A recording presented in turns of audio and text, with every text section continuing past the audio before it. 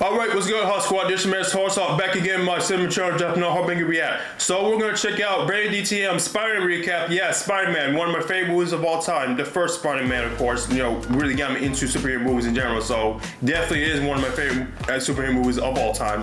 And his recap title is called When Spider-Man Green Goblin Squabbled Over New York City. So yes, like I said before, back in 2002 this movie came out. Back in 2002, 23 years ago, man. I used to watch this so much growing up, it has been nuts. I had this on repeat ever since it came out on DVD. I saw it in theaters. I can remember seeing this in IMAX when it first came out, and I absolutely freaking love it. That's what really made me love, you know, this character itself and superhero movies in general. So yeah, so this way before I saw X-Men and Blade. You know, I was about like what, 3 years old when it came out. It came out around my birth month, I believe. So yeah, overall, I'm really excited to see it, y'all. So without further ado, we're gonna check out BrandonDTM Spider-Man recap right here, right now. Let's check out. While you're watching, make sure to hit the subscribe button so I can reach 500 subs this year. I'm at 434 subs, so yes, I'm trying to reach 500 subs this year, and I get extremely more serious when HawkBanger reacts. And also make sure you subscribe to my new gaming channel where I do gaming reacts in that channel.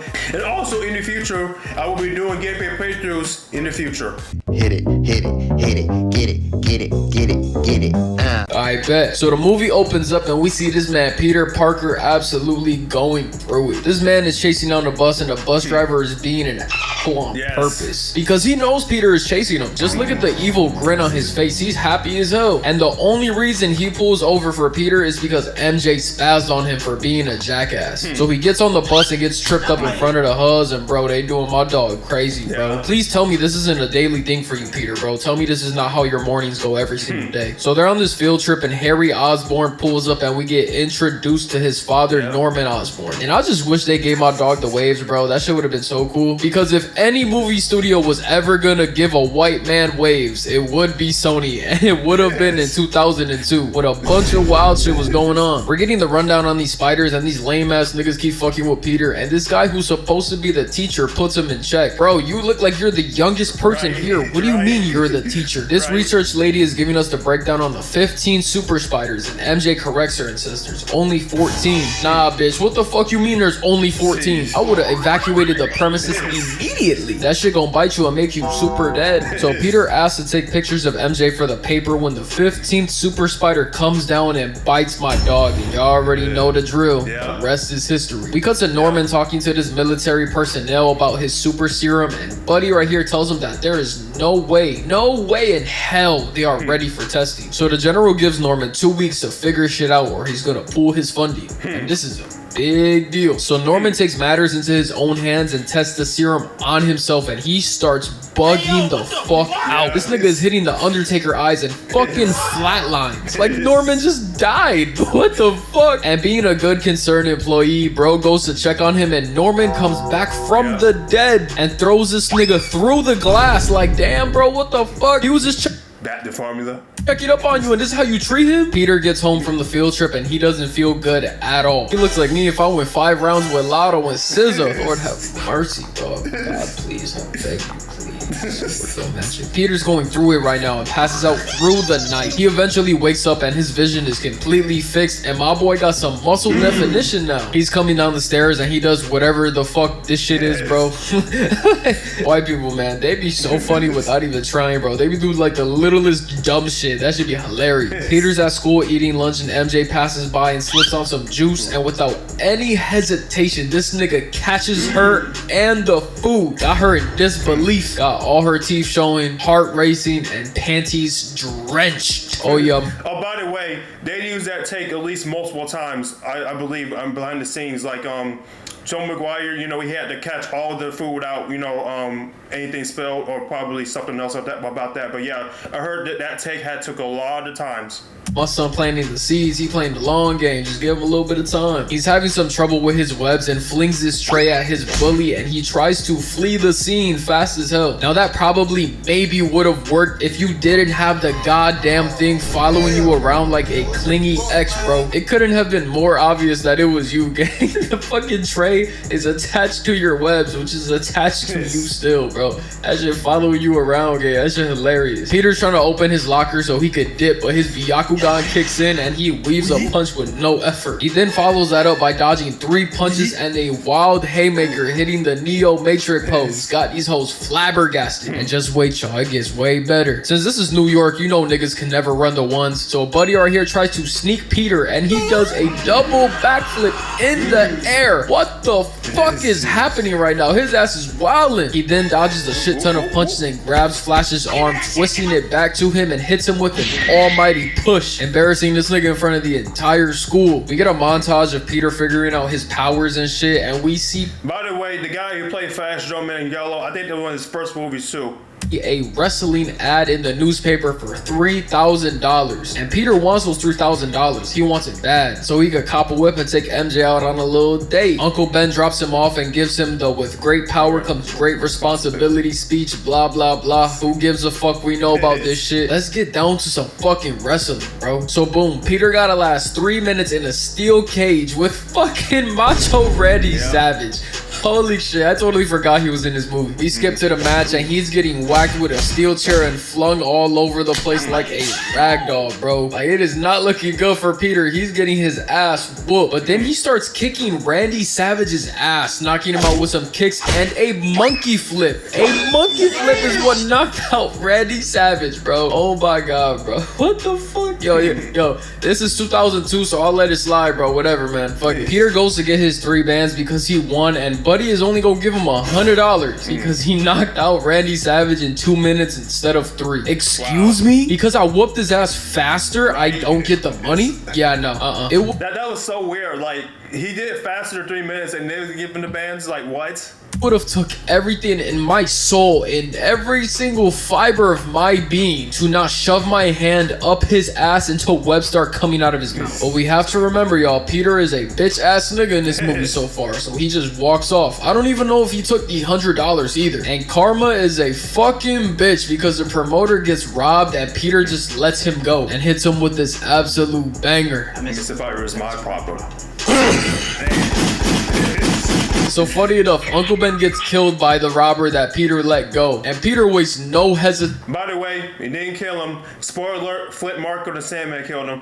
To get it back in blood. Lil Durk cannot relate, so Peter tracks him down and gives him the beats. And I know technically the robber tripped and fell to his death, but I'm pinning this on Peter, bro. My nigga could use a street cred. I ain't even gonna lie to you. This is gonna accidentally kill Uncle Ben, by the way. Help you a lot more than you think. +5 respect for you, Peter. Good shit. Some time passes and Peter graduates high school. He got an actual costume now, and that bitch look clean as hell. And he's saving people left, right, and center, getting his name out there. But of course, some people are gonna find a way to hate because this is New York City after all. Buddy right here is treating this nigga like they did Mr. Beast when he cured blindness. Some people, he stinks. I don't like him. Are always just gonna hate for no reason. And just as I'm saying that, we get introduced to the biggest hater of all time, J. Jonah Jameson. This nigga Spider-Man could cure cancer and end world hunger in the same day, and he go talk about you couldn't do it sooner. Like, bitch, fuck you. So Jonah's trying to get a good picture of Spider-Man for the front page, and he puts out a cash prize for one. Absolute perfect casting for J.K. Simmons, J. Jonah Jameson. Great casting.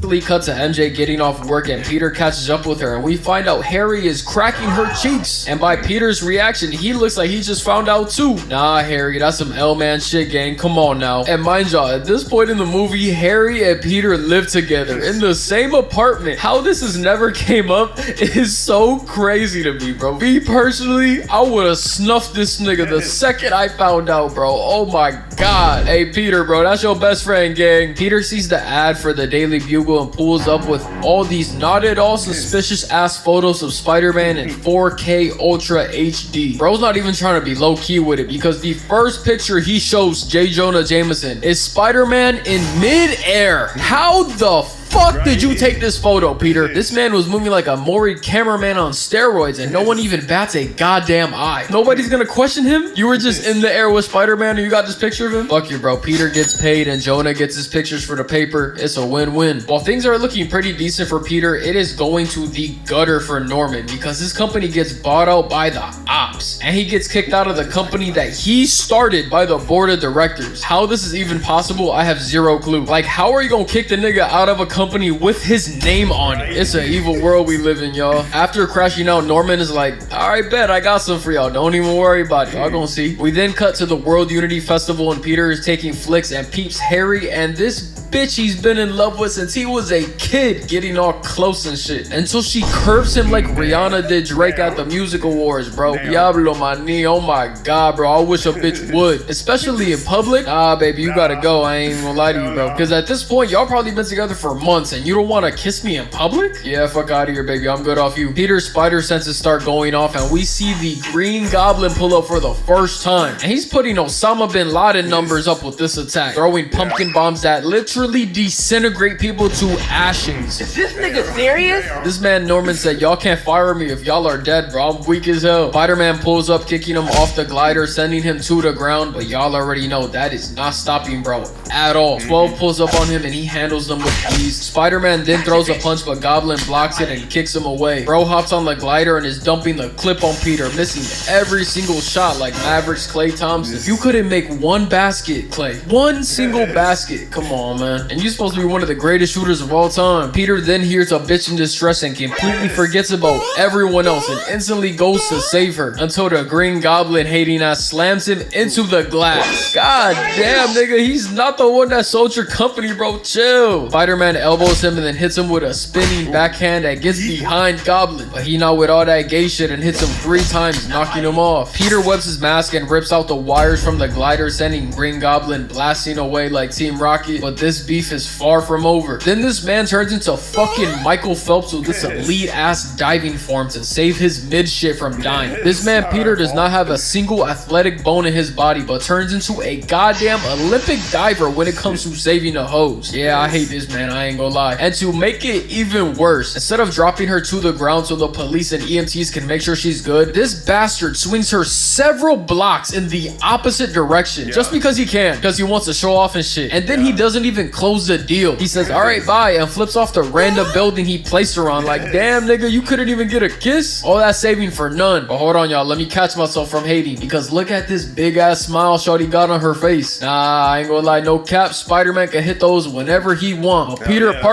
Parker's in the gay bestie zone, talking about maximum security friend zone, gang. You gotta be Michael Schofield to break out of that bitch. Harry tells Peter that he's sorry for cream pieing his childhood crush, like if that's gonna make the situation any better. Gang, you know I've liked her since the fucking 3rd grade, and you wanna pound her cheeks anyways, bro? Fuck you, go to hell. And then we got Norman Osborn developing schizophrenia, talking to himself like a fucking crackhead outside a gas station, and Jonah Jameson is being a dick trying to slander Spider-Man's name. Well, Peter tells him that the problem is that he doesn't trust anyone, and this crazy lunatic says this wild outlandish shit. I trust my barber. You're telling me you paid someone to do that to you? There's actually no way. That nigga got you looking like Paulie from The Sopranos with a German mustache, if you know what I mean. There's no way you actually paid for that, and you continue to go to him. Nah, bro, white people are a completely different breed. I ain't gonna lie to you. Y'all different, gang. And mid-conversation, the Green Goblin busts in this bitch trying to figure out who takes the pictures for Spider-Man. And of course, the millionaire genius figured it out. If I find the person who takes pictures for Spider-Man, then I find Spider-Man. And surprisingly, Jonah doesn't snitch and holds it down. Wow, I almost got some respect for you for that. Good shit, bro. And then Spider-Man pops out of nowhere to save the day, but gets hit with the Diddy Booty Bandit miss, knocking him out cold. He then wakes up probably like several hours later, and Goblin little bros him, smacking his head, telling him to join him. Like, come on, man, you ain't even have to do all that. Instead of thinking it over, Peter is chasing his best friend's girlfriend all over town, and she is not fucking stupid. She knows Peter likes her, but being the hoe she is, she's being messy as hell, stirring the pot like Gordon Ramsay. Like, y'all be seeing the way she looks at him, bro. She is not innocent in this situation whatsoever. She knows what she's doing. She ends up almost getting R-worded and robbed in the rain until Spider-Man saves her with his mask off. It's almost like bro wanted her to see that it was him. Nigga, you are not slick. I'm familiar with your game, Peter Parker. You have never in your life tried to save somebody with your mask off before. But when it's the bitch that you've been trying to pipe since you was 4 years old, now all of a sudden you forget where your mask is? Oh, okay, alright. I'm gonna let it play out, whatever, bro. Oh my god, his fucking plan worked, because he ends up kissing his best friend's girl. Oh my god. What? Very iconic kiss, by the way. Very iconic. What the fuck is happening? Holy shit, y'all. She looked, she took. Friendly reminder that your bitch will cheat on you if it's the right nigga. Man, this whole situation is fucked. Nah, oh my god, look at this bitch's face. I've never seen a bitch so happy to cheat on her man, bro. Holy shit. I'ma just stay single forever, bro. Fuck this. It's the next day and Spider-Man shows up to this building on fire and he hears a woman scream and he goes to help. And what happens when he tries to be a kind individual? This shit happens. Yep. See. Bro, do you know how crazy this actually is? Norman set this building on fire, almost killing a baby, and pretends to be an old woman screaming for help just so he can punch Spider-Man. This is insane levels of hating, only rivaled by Charleston White because he hates everybody, even his own people. Goblin throws some pumpkin bombs and Peter dodges but gets it with a 3-piece combo, then sending bro flying with an elbow and webs him back just to kick him away so he can escape. Little did I know, this actually took place on Thanksgiving because everybody's at Harry and Peter's spot to eat and Peter is bleeding through his shirt and he has the same scratch from his fight with the Green Goblin that happened maybe an hour before this, and Norman is putting 2 and 2 together and getting 86 because he figures out that Peter is Spider-Man, so he leaves immediately and completely shits on MJ on his way out. And this was fucking hilarious, bro. Mind you, this is the first time he's ever meeting MJ and they are talking extremely loud, like 10 feet away, so they can hear everything that he's saying. And Norman basically tells Harry to get his dick wet and kick her to the curb afterwards. Lord have mercy. Happy fucking Thanksgiving, y'all. We cut to Aunt May saying a prayer with Uncle Ben's picture until the Green Goblin nukes the side of her house in the most hilarious way possible. Like, damn, bitch, you couldn't wait for her to finish the prayer at least? Or you couldn't finish it, hit her with a mist to like put her to sleep at least? You gotta do it like this? Talk about sending a fucking message, bro. He scared the shit out of this poor old lady to the point where she ends up in the hospital. Nigga, you could've gave her a heart attack. What the fuck? But low-key, this ends up working in Peter's favor because MJ goes to visit, you know, being a good neighbor and shit, and her and Peter end up having a really good moment. I ain't gonna lie, they flirting and shit, eyes locked in, hands being held. That is until Harry walks in and shit gets real awkward. I ain't gonna lie. Yeah, Harry, just drop off the flowers and dip, gang. I ain't even gonna lie to you, bro. Yo bitch is going. Yo bitch is a goer. Leave her where you found her at, gang. Norman finds out that Peter got a hard on for MJ, so he kidnaps her and makes Peter choose between the only girl he's ever loved or a cable car full of innocent children. And why don't y'all take a guess as to what this virgin picks? He picks MJ with literally no hesitation at all. Captain Save-A-Ho is in full effect right now, but he manages to save them both because movie. And then the Green Goblin drags him to this final battle ass location, and before my dog can even catch his breath, he gets hit with a pumpkin bomb to the face. Hit his ass bogus as hell. Goblin hits him with a knee and then a left and then winds up a right. I'll offer you friendship.